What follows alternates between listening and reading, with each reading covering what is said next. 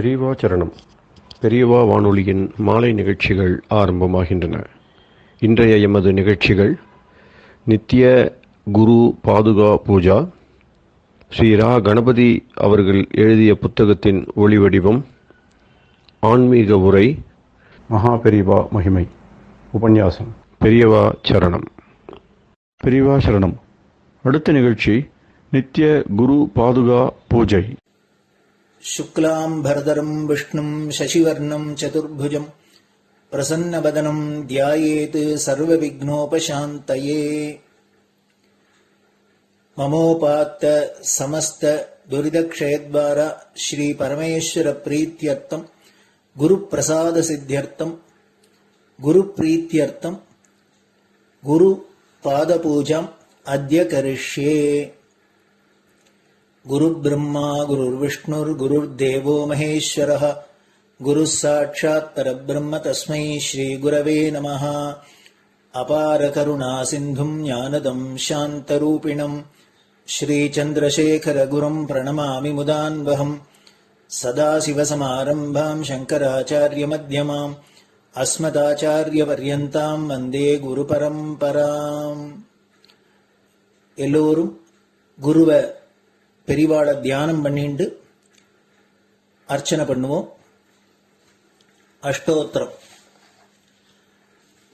பெரியவா அஷ்டோத்திரம் பல அஷ்டோத்திரங்கள் இருக்கு. அதுல எளிமையா சுலபமா எது இருக்கோ அதை நான் இப்ப சொல்றேன். எல்லோரும் இதை கேட்டுண்டே திருப்பி சொல்ல முடிஞ்சுவா சொல்லி சொல்லி பெரிவாளுக்கு பாதத்துல ஒவ்வொரு புஷ்பத்தை அர்ச்சனை பண்ணலாம். ओम श्री कांची कामकोटि पीठाधीश्वराय नमः.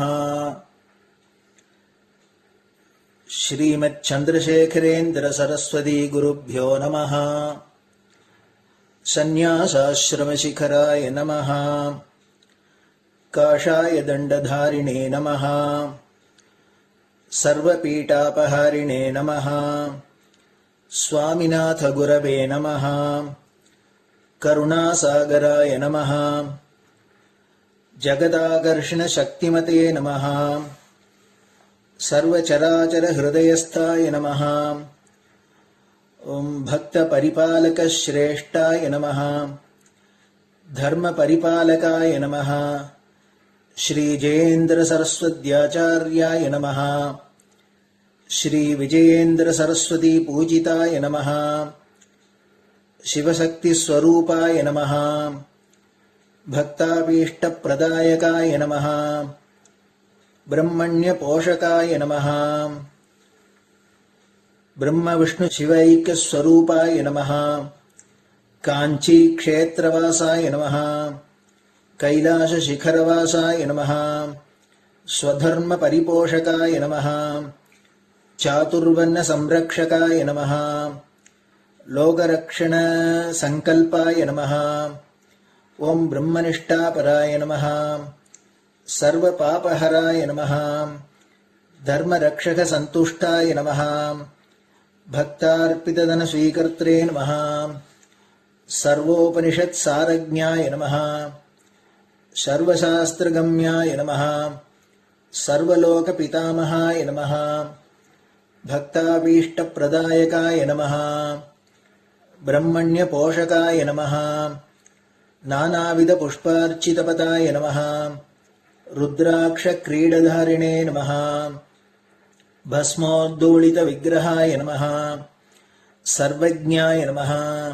सर्वचराचर व्यापकाय नमः. अनेक शिष्य परिपालकाय नमः. मनश्चाञ्चल्य निवर्तकाय नमः. अभयहस्ताय नमः. भयापहाय नमः. यज्ञपुरुषाय नमः. यज्ञानुष्ठान रुचिप्रदाय नमः. यज्ञसम्पन्नाय नमः. यज्ञसहायकाय नमः. यज्ञफलदाय नमः. यज्ञप्रियाय नमः. उपमानरहिताय नमः. स्फटिक तुलसी रुद्राक्ष हारधारिणे नमः. चातुर्वर्ण समदृष्टये नमः. ऋग्यजुस्साम अथर्वणादि चतुर्वेद संरक्षकाय नमः. दक्षिणामूर्तिस्वरूपाय नमः जाग्रत् स्वप्न सुषुप्ति अवस्थातीताय नमः कोटिसूर्यतुल्यतेजोमय शरीराय नमः साधुसङ्गसंरक्षकाय नमः अश्वगज गोपूजा निर्वर्तकाय नमः गुरुपादुकपूजातुरन्तराय नमः कनकाभिषिक्ताय नमः स्वर्णबिल्वदलपूजिताय नमः सर्वजीवमोक्षदाय नमः मूकवाक्ताननिपुणाय नमः नेत्रदीक्षादानाय नमः द्वादशलिङ्गस्थापकाय नमः गानरसप्रियाय नमः ब्रह्मज्ञानोपदेशकाय नमः सकलकलासिद्धिताय नमः चातुर्वर्ण्यपूजिताय नमः अनेकभाषासम्भाषण कोविताय नमः अष्टसिद्धिप्रदायकाय नमः ओम श्री शारदामठसुस्थिताय नमः नित्यान्नदानसुप्रीताय नमः प्रार्थनामात्रसुलभाय नमः पादयात्राप्रियाय नमः नानाविधमतपण्डिताय नमः श्रुतिस्मृतिपुराणज्ञाय नमः देवयक्षकिन्नरकिंपुरुषपूज्याय नमः श्रवणानन्दकरकीर्तये नमः दर्शनानन्दाय नमः अद्वैतानन्दभरिताय नमः अव्याजकरुणामूर्तये नमः शैव वैष्णवादिमान्याय नमः श्रीशङ्कराचार्याय नमः दण्डकमण्डलोहस्ताय नमः वीणामृदङ्गसकलवाद्यनाथस्वरूपाय नमः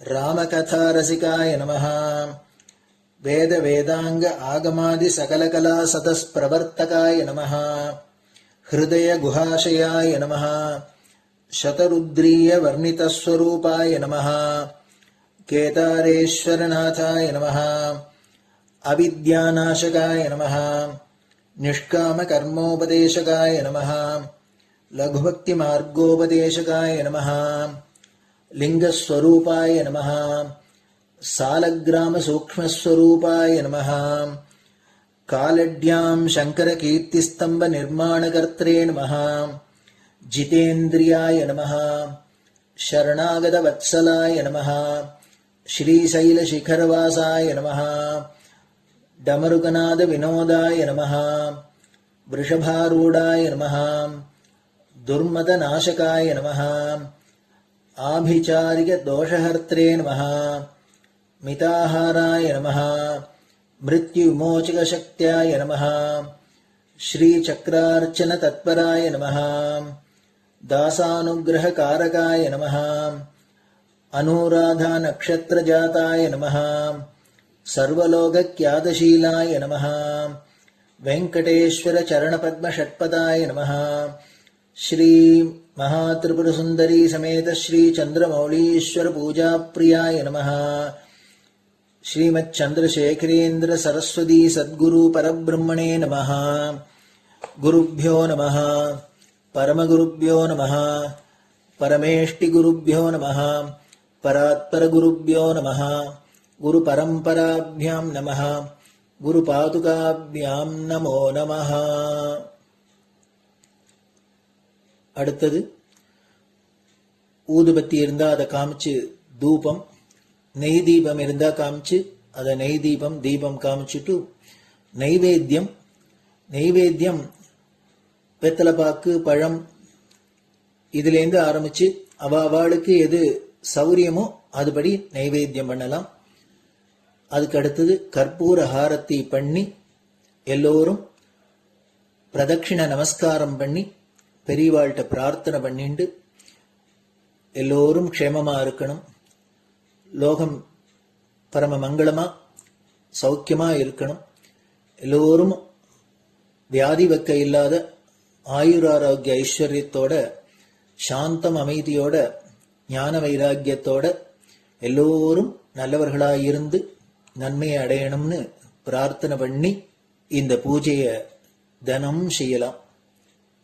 குரு பிரம்மா குருர் விஷ்ணுர் குருர் தேவோ மகேஸ்வரः குரு சாட்சாத் பரபிரம்ம தஸ்மை ஸ்ரீ குரவே நமஹ. அபார கருணா சிந்தும் ஞானதம் சாந்தரூபிணம் ஸ்ரீ சந்திரசேகர குரும் பிரணமாமி முதான்வகம். சதாசிவசமாரம்பாம் சங்கராச்சாரிய மத்யமாம் அஸ்மதாச்சாரிய பர்யந்தாம் வந்தே குரு பரம்பராம். குரு பாத பூஜை நிறைவடைஞ்சது. பெரியவா சரணம். பெரியவா சரணம். பெரியவா வானொலியில் நேயர்கள் அடுத்து கேட்க இருப்பது ஸ்ரீ ரா கணபதி அவர்கள் எழுதிய புத்தகத்தின் ஒளி வடிவம். அளிப்பவர் ஸ்ரீமதி உமா சங்கர் அவர்கள். தேனினும் இனிய சொல்லான் தீச்சுடர் மேனி கொண்டான் ஊனுயிர்க்கு உயிரதான ஒன்றினைக் கலந்து நின்றான் ஏனினிக் கவலை நெஞ்சே இன்றுனக் அருள் செய்தான் இஞ்ஞானவான் காமகோட்டி நாதனை நம்புவோமே. ஜெய ஜெய சங்கர ஹரஹர சங்கர.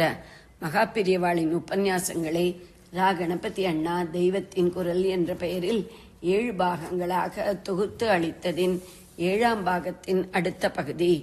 நமோ நமகா. குப்புற விழுவது ஏன்? ஒருமுகமாக இந்த காரியத்தை பண்ண வேண்டும், அப்போது பராக்கு பார்க்கப்படாது என்பதால் தான் வெளியிலே ஒன்றையும் பார்க்காமல் பூமி பக்கமாக தலையை குனிந்து கொண்டு குப்புற வாக்கில் நமஸ்கரிப்பது. மற்றவர்களால் தலை குனிவு ஏற்படுவது அவமானம், நாமே குனிவது பகுமானம்.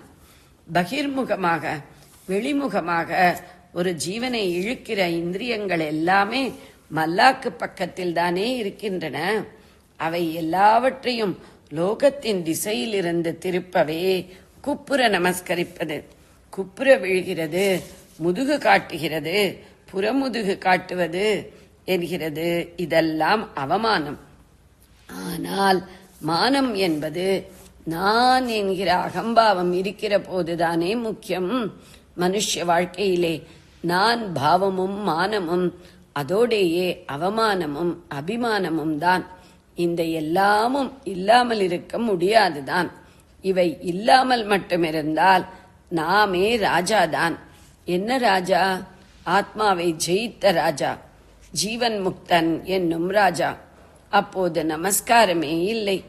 ஆனால் நம் மாதிரி நிலையிலே வாழ்க்கை நடத்துகிறதற்கு மானாவமானங்களை அவசியமான இடங்களில் வைத்துக் கொண்டே இருப்போம். ரொம்பவும் அதை கொண்டாடி கொண்டில்லாமல் கொஞ்சம் அடக்கி வைத்துக் கொண்டிருப்போம். ஆனால் அதை வைத்துக் கொள்ளாமலே இருக்கிற இடங்களும் உண்டு என்று அறிவு பெற்று அங்கே மட்டும் தூக்கி போடுவோம். அந்த இடங்கள் என்ன? ஈஸ்வர சன்னிதானம், மகான்கள் பெரியவர்களின் சன்னிதானம்தான். அங்கே மானமே வேண்டாம், குப்புற விழுவோம், புறமுதுகு காட்டுவோம். ஆத்ம ஜெயம் என்று சொன்னேனே, அந்த வெற்றிக்கு ஏற்றுகிற முதல் சின்னப்படியாக இங்கே இப்படி புறமுதுகு காட்டுவோம். பிற இடங்களிலும் ரொம்பவும் மானாவமானம் கொண்டாடி கொண்டில்லாமல் கொஞ்சமாவது அடங்குவதற்கு இதுவே சகாயம் செய்யும். மரியாதை ஸ்தானத்தில் இருப்பவர்களுக்கு முன்னால் நிற்கிற போது முதுகு காட்டப்படாதுதான். விடை பெற்றுக் கொள்ளும் போது கூட முதுகை காட்டாமல் முன்னால் பார்த்து கொண்டேதான் பின்னுக்கு போக வேண்டும். செங்குத்தாக நிற்கிற போது அப்படி. செங்குத்து அகங்காரம் ஓங்கி நிற்பதற்கு அடையாளம் என்பதால் தானே தரையோடு விழுகிறோம். இப்படி நேர்மாறாக தரையோடு கிடக்கிற போது முதுகைத்தான் காட்டணும். தியானம் என்றால் அப்போது செங்குத்துதான், கொஞ்சம் கூட தொய்யப்படாது. விரைப்பாய் உட்காரணும், தலையும் குனியவே படாது. தலை குனிவு கூடாது. அது பெரிய விஷயம், பெருமை தருகிற விஷயம். அது ஆத்மாவுக்கு நல்லது செய்கிற பெருமை. ஆனாலும் அதுவும் கூட பக்குவமற்ற ஸ்திதியில் தப்பான அகம்பாவ பெருமைக்கு கொண்டு விடலாம். அதற்கு சிறுமை மருந்து கொடுக்க வேண்டும். அந்த மருந்து தான் நமஸ்காரம். அப்போது பெருமை உசத்தி கொஞ்சம் கூட கொண்டாடி கொள்ளாமல் தலையை குனிந்து கொண்டு முதுகை காட்டிக்கொண்டு தாழ கிடக்க வேண்டும். கிடக்கிறபடி கிடந்து விட்டால் அதுவே நல்ல நெய் பனங்கள் கண்டு போட்ட லேகிய மருந்தாக ருசிக்கும். அருள்மழை சேரும் தாழ் நிலை. உசத்தி ஒன்றும் வேண்டாம், தாழவே இருக்க வேண்டும். உயர்மட்டத்தில் ஜலம் நிற்காமல் தாழ்மட்டத்திலேயே சேருகிற மாதிரி நாம் மனோபாவத்தில் தாழ இருந்தால்தான் கிருபா வருஷம் அருள் மழை நம்மிடம் பாய்ந்து வந்து தேங்கி நிற்கும். அதற்கு அடையாளமாகத்தான் தலையோடு கால் சரீரத்தை நிலமட்டத்தோடு தாழ்த்தி கிடப்பது. சாஷ்டாங்க நமஸ்காரம். இதற்கே சாஷ்டாங்க நமஸ்காரம் என்று பெயர். சாஷ்டாங்க என்றால் 8 அங்கங்களோடு கூடிய என்று அர்த்தம். நம்முடைய 8 அங்கங்கள் பூமியில் படுகிற விதத்தில் நமஸ்கரிக்கிறதே சாஷ்டாங்க நமஸ்காரம். பொதுவாக இந்த 8 அங்கங்கள் என்னவென்று நினைத்துக் கொண்டிருக்கிறார்கள் என்றால், முன்னந்தலை, தோள் 2, கை 2, வக்ஷமும் மார்பும் வயிறும் சேர்ந்த டோர்சோ என்கிற கபந்த பாகம், கால் 2 ஆகிய 8 அங்கங்கள் நிலத்தில் படிவதால் ச அஷ்ட அங்கம், சாஷ்டாங்கம் என்று பெயர் என்று நினைத்துக் கொண்டிருக்கிறார்கள். அந்த அஷ்ட அங்கங்கள் என்னென்னவென்று வேறே எப்படியெல்லாம் பல தினசாக சொல்லி இருக்கிறது என்று ஒருத்தர் எழுதியிருக்கிறார். அதில் ஒரு தினசுப்படி தலை, மூவாய், முகவாய்க்கட்டை, காது 2, கை 2, கால் 2 என்று 8 கணக்கு சொல்லியிருக்கிறது. தலை, அதாவது நெற்றியின் உச்சிபாக கபாலம் பூமியில் படும்போது மூவாய்க்கட்டையும் படுவது என்றால் முடியாது. ஒரு சமயத்தில் 2இல் 1 தான் பட முடியும். அது மாத்திரமில்லை, தலையோடு கால் குப்புற கிடக்கும் போது காது எப்படி பூமியில் பட முடியும்? ஆகையினால் இங்கே ஒரு சமயத்தில் இல்லாமல் அடுத்தடுத்து செய்கிற பல காரியங்களை ஒன்று சேர்த்து 8 அங்கம் பூமியில் படுவதே சாஷ்டாங்க நமஸ்காரம் என்ற கிரியையாக அர்த்தம் பண்ணி கொள்ள வேண்டும். அந்த பல காரியங்களில் எல்லோருக்கும் தெரிவது என்னென்னவென்றால், தலையை பூமியில் படவிட்டு குப்புற விழுவது. சரீர சமர்ப்பணமே நமஸ்காரம் என்றால், சரீரம் என்கிற போது குறிப்பாக மார்பும் வயிறும் சேர்ந்த கபந்த பாகத்தை தான் நினைக்கிறோம். ஹிருதயம், சுவாசகோஷம், ஜீர்ண உறுப்புகள் எல்லாம் அதோடு முதுகெலும்பும் உள்ள ஜீவ மூலமான பாகம் அதுதானே. மூளையை அகம்பாவ மண்டை கனம் ஏறாமல் இறக்க சிரசை இறக்குகிறோம் என்றால், ஜீவனுக்கு ஜீவன் தருகிற சரீரத்தை, கபந்தத்தையும் கீழே போடத்தான் வேண்டும். அது முக்கியம். ஆனால் இப்போது நான் சொன்ன கணக்கில் அதை சேர்க்க காணோம். இதே மாதிரி கபந்த பாகத்தோடு 2 காலையும் கூட விட்டுவிட்டு இன்னொரு கணக்கும் கொடுத்திருக்கிறது. இதே மாதிரி கபந்த பாகத்தோடு 2 காலையும் கூட விட்டுவிட்டு இன்னொரு கணக்கும் கொடுத்திருக்கிறது. அதன்படி கை என்று ஒரே பாகமாக நான் சொன்னதை புஜம், ஆம் என்றும் ஹஸ்தம், ஹேண்ட் என்றும் காட்டியிருக்கிறது. இன்னும் பல தினசாகவும் சொல்லி இருக்கிறது. படித்தால் ஒரே குழம்பலாக ஆகும். நமஸ்காரத்தில் இத்தனை தினசா எதை பண்ணுவது என்று குழம்பிக் கொண்டு சிரித்து, நமஸ்காரத்தின் திசைக்கு ஒரு நமஸ்காரம் என்று ஓடிப்போய்விட தோன்றலாம். ஆனபடியால் பேச்சு இழுத்து கொண்டு போனதில் இதுவரை நான் சாஷ்டாங்க விஷயமாக சொன்ன தினசுகளை மறந்துவிடுங்கள். இப்போது சம்பிரதாயம் அறிந்த பெரியோர்கள் எப்படி பூர்வ சாஸ்திர ஆதாரப்படி 8 அங்கங்களை வகுத்து கொடுத்திருக்கிறார்களோ அதை சொல்கிறேன். அதை மட்டும் எடுத்துக்கொள்ளுங்கள். பூர்வ சாஸ்திரங்களில் 2இல் இந்த 8 அங்கங்களில் 7 அங்கங்களை ஒரே மாதிரி சொல்லி இருக்கிறது. ஒன்று வியாசஸ்மிருதி, அதில் தோர்பியாம், பத்பியாம், ஜானுபியாம், உரசா, சிரசா, திருஷா, மனசா, வச்சசா, சேதி, பிரணாமோ அஷ்டாங்கமீரிதகா என்று இருக்கிறது. இன்னொன்று பரமேஸ்வர ஆராதனையில் விசேஷமாக உள்ள மகான்யாசத்தில் உமாமகேஸ்வரர்களை எப்படி நமஸ்காரம் பண்ணுவது என்பதற்கு ஆபஸ்தம்ப மகர்ஷியின் வாக்கில் சொல்லியிருப்பது. உரசா, சிரசா, திருஷ்டியா, வச்சசா, மனசா, ததா பத்பியாம், கராபியாம், கர்ணாபியாம் பிரணாமோ அஷ்டாங்க உச்சதே. முதலில் சொன்னதன்படி வரிசை கிரமமாக கை, பாதம், முழங்கால் முட்டி, மார்பு, தலை, கண், மனஸ், வாக்கு என்பது 8 அங்கங்கள். இரண்டாவதாக சொன்னதில் முழங்கால் இல்லை, அதற்கு பதில் காது இருக்கிறது. வரிசைப்படி அவற்றை ஸ்லோகத்தில் மார்பு, தலை, கண், வாக்கு, மனஸ், கால், கை, காது என்று சொல்லியிருக்கிறது. 2 ஸ்லோகங்களிலும் மனஸ், வாக்கு, கண் என்ற 3ஐ சொல்லியிருக்கிறது. இங்கே கேள்வி வருகிறது, உடம்பையே சேர்ந்த 8 அங்கங்களை பூமிபட போடுவதுதான் சாஷ்டாங்க நமஸ்காரம் என்றே நினைத்துக் கொண்டிருக்கிறோம். அதில் மனசும் வாக்கும் எப்படி சேரும்? கண் உடம்பை சேர்ந்த அங்கம்தான் என்றாலும் அதை எப்படி பூமியில் படும்படி பண்ணுவது? இப்படி கேள்வி. இதற்கு பதில், இந்த 3ம் கிரியையாய் காரியமாக இல்லாமல் பாவமாக நம் எண்ணத்தில் இருக்க வேண்டியவை. மனசை நாம் நமஸ்கரிக்கும் பெரியவரிடம் தாழ கிடத்த வேண்டும்.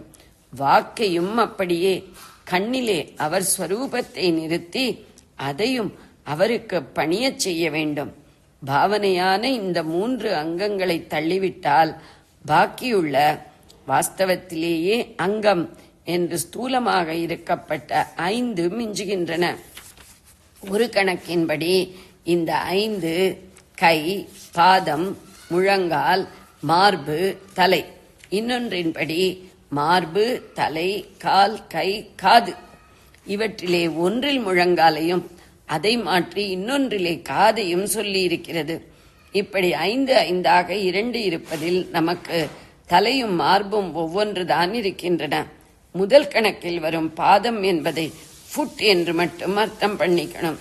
அதாவது கணுக்காலுக்கு கீழே விரல்களோடு உள்ள பாகம் என்று மாத்திரம். அந்த பாதம், முழங்கால், கை ஆகிய ஒவ்வொன்றும் 2 2 இருக்கின்றன. ஆக ஒரு தலை, ஒரு மார்பு, 2 பாதங்கள், 2 முழங்கால்கள், 2 கைகள் என்று மொத்தம் கூட்டினால் நமஸ்காரத்தில் பிரயோஜனப்படுகிற 8 ஸ்தூலமான அங்கங்களே கிடைத்து விடுகின்றன. இன்னொரு கணக்குப்படி முழங்காலை தள்ளிவிட்டு காதை எடுத்துக் கொண்டோமானாலும் நமக்கு 2 காதுகள் இருக்கின்றனவே. ஆகையினால் இங்கேயும் அஷ்டாங்கம் என்ற கணக்கு நமஸ்கார கிரியையில் நாம் ஸ்தூலமாக பயன்படுத்தக்கூடிய 8 சரீர உறுப்புகளாக இருக்கின்றன. 2லும் உரஸ் என்று வருவது வக்ஷ, மார்பு பிரதேசத்தை மட்டும் என்று எடுத்துக்கொள்ளக்கூடாது. அதிலேயே வயிறும் சேர்ந்திருப்பதாக எடுத்துக்கொள்ள வேண்டும். வக்ஷம் பூமியில் படிய நமஸ்கரித்தால் வயிறும் பூமியிலே பட்டுத்தானாக வேண்டும். அதை தனிப்பட சொல்ல வேண்டியதில்லை. அதனாலேயே கபந்த பாகம் டோர்சோ என்றேனே, அந்த முழு பாகத்தையுமே உரஸ் என்பதாக இந்த 2 ஸ்லோகங்களிலும் சொல்லியிருக்கிறார்கள். இந்த 2 ஸ்லோகத்தையும் சிஸ்டர்கள் மேலோர் எடுத்துக்கொண்டாலும் இந்த 2லும் கூட பின்னால் சொன்னேனே காதை சேர்ந்த ஸ்லோகம், அதைத்தான் விசேஷமாக போற்றி நடைமுறையிலும் செய்கிறார்கள். முதல் ஸ்லோகம், 2வது ஸ்லோகம் 2லுமே பாதங்களை பத்யாம் என்று சொல்லி இருக்கிறது.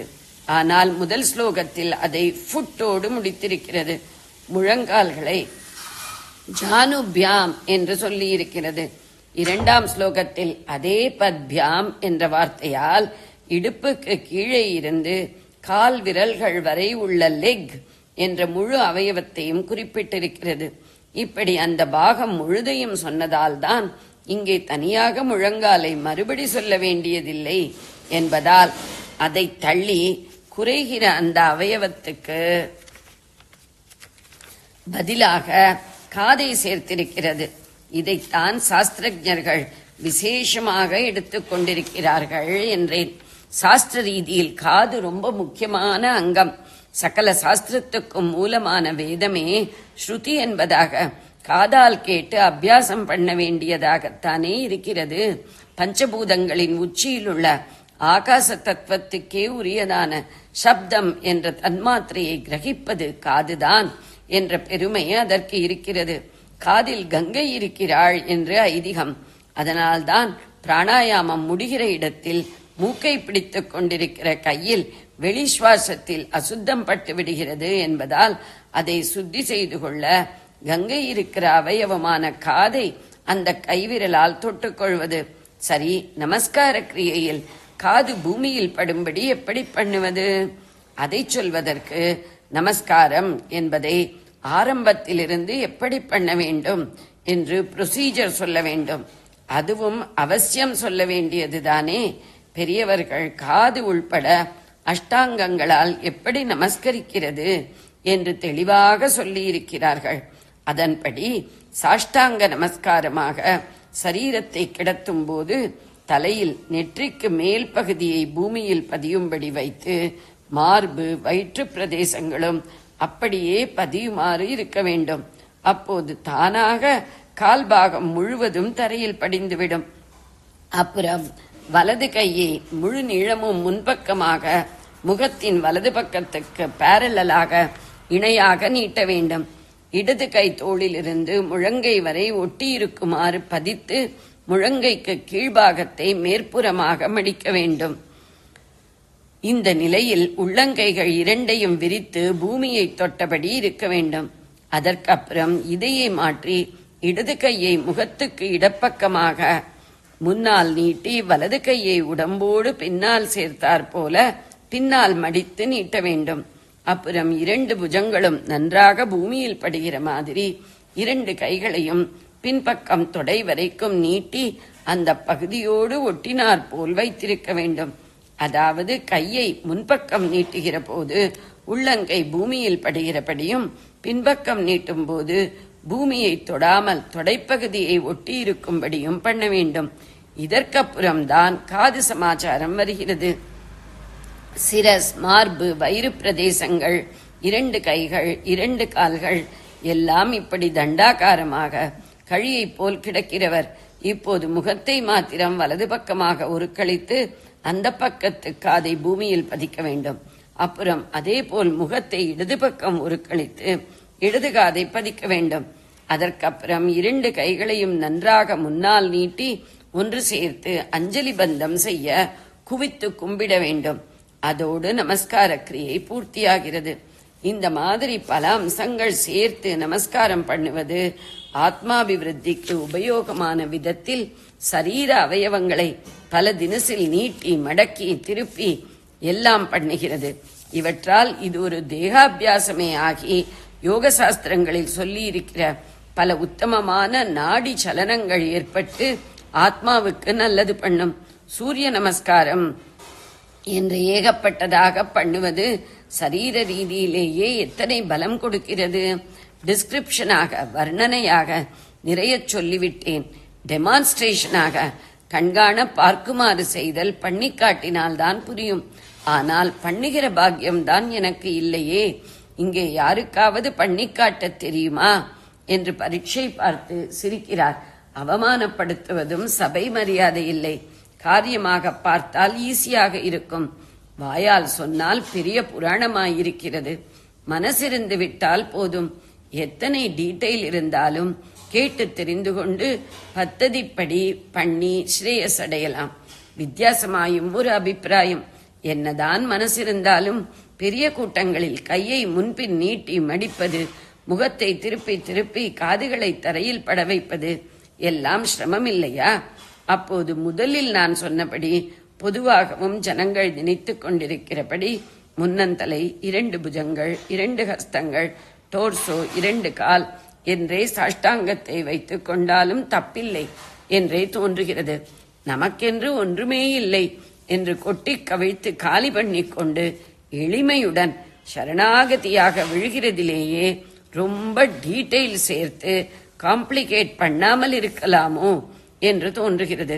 நமஸ்காரத்தில் க்ஷமாபன பிரார்த்தனையும் மன்னிப்பு வேண்டுதலும் இருக்கத்தானே செய்கிறது. ஆனபடியால் டீட்டெயிலில் ஏதாவது தப்பி இருந்தாலும் அதற்கும் பகவான் க்ஷமித்து விடுவான். ஜெய ஜெய சங்கர, ஹர ஹர சங்கர. பெரியவா சரணம். இந்நிகழ்ச்சியின் அடுத்த பகுதி நாளை மாலை இதே நேரத்தில் ஒளிபரப்பாகும். பெரியவா சரணம். பெரியவா சரணம். பெரியவா வானொலியில் நேயர்கள் அடுத்து கேட்க இருப்பது திரு கவிக்கண்ணன் அவர்களின் ஆன்மீக உரை. பெரியவா சரணம். ராம் ராம். ஸ்ரீ குருப்யோ நமः. ஜெய ஜெய சங்கர, ஹர ஹர சங்கர. பெரியவா வானொலி நேயர்கள் அனைவருக்கும், மகா பெரியவாவுடைய பக்தர்கள் அனைவருக்கும் அடியேன் கவிக்கண்ணனின் அன்பு கலந்த நல்வாழ்த்துக்கள். ராம் ராம். ஜெய ஜெய சங்கர ஹர ஹர சங்கர. ஸ்ரீ குருப்யோ நம. கருணை மா முக்கிலாக விளங்கக்கூடிய நம்முடைய காஞ்சி மகா பெரியவாளுடைய வாழ்க்கையிலிருந்து பல நிகழ்வுகளை நாம் இப்போ பார்த்து வந்துட்டு இருக்கோம். அவர் நிகழ்த்தியுள்ள பல அற்புதங்கள், அதிசயங்களான நம்ம வைக்கத்தக்க வகையில் உள்ளதெல்லாம் நம்ம இப்போ வரிசையாக பார்த்துட்டு இருக்கோம். ஒரு சமயத்தில் எனக்கு அப்படி ஒரு பிரமை, ஒரு கற்பனை, அதாவது பெரியவா என்னை கூப்பிடுற மாதிரி ஒரு பிரமை. இதெல்லாம் நடக்கலை, நடந்த மாதிரி ஒரு பிரமை. ஏன்னா அவர் நினச்சுட்டு இருக்கிறதுனால அப்படி இருந்திருக்கலாம் இல்லையா? அதை உங்களுக்கு சொல்லிட்டு இன்னைக்கு உள்ள நிகழ்வை நான் பார்ப்பறேன். இன்பக்கனா ஒன்று கண்டேன் நான், இன்பக்கனா ஒன்று கண்டேன் நான், இன்பக்கனா ஒன்று கண்டேன். அன்புடன் குருநாதன் அழைப்பது போலவே, அன்புடன் குருநாதன் அழைப்பது போலவே, இன்பக்கனா ஒன்று கண்டேன். பொன்னொழில் மேனியின் பொலிவுடை முகத்தவன், பொன்னொழில் மேனியின் பொலிவுடை முகத்தவன், மென்மலர் நகையோடு என்னெதிர் வந்திட, மென்மலர் நகையோடு என்னெதிர் வந்திட, இன்ப கனா ஒன்று கண்டேன். கண்ட மனமும் களிக்குதையே நீல கண்டன் இவரென தோன்றுதையே, கண்ட மனமும் களிக்குதையே நீல கண்டன் இவரென தோன்றுதையே. அண்டம் புகழும் அவதார புருஷன், அண்டம் புகழும் அவதார புருஷன், தண்டமேந்தியே தயவுடன் தோன்றி, தண்டம் ஏந்தியே தயவுடன் தோன்றிட, இன்ப கனா ஒன்று கண்டேன் நான். அன்புடன் குருநாதன் அழைப்பது போலவே, இன்ப கனா ஒன்று கண்டேன். அஞ்சேல் என்றவர் அபயம் காட்டினார், அஞ்சேல் என்று அவர் அபயம் காட்டினார். தஞ்சம் உனக்கு நான் தளரேல் என்றார், தஞ்சம் உனக்கு நான் தளரேல் என்றார்.